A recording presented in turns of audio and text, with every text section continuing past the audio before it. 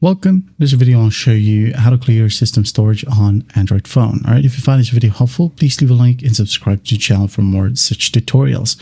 Now first up, the most straightforward way right here is to delete apps that you don't need. Okay, now if you don't know how to delete an app, just go ahead and go to it, tap and hold, now tap on uninstall, hit on OK, and it will free up space. Now when you go ahead over to settings right here, and scroll all the way down until you find device care. Tap on it. Now tap on storage. As you can see here, we got this graph of videos right here, got 13.22 gigs.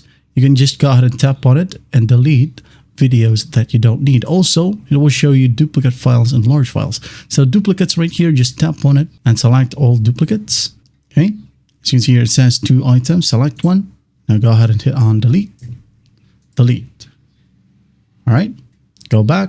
As you can see here, we have large files as well. Just tap on it. You'll be able to see a ton of your largest files.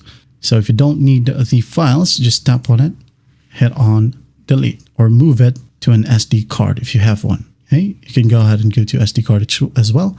But our main target here is internal storage. This is our system storage. Now, if you worry about having maybe a 64 gig device and half of it has been used, for example 64, and you're only left with 30 plus gigs, well, that means that your operating system already handled most of your storage, because newer Android devices right now, or newer Android versions, its operating system can cause 32 gig at max as time of recording. So for Android 13 and 14, for example, it will allocate 16 gig.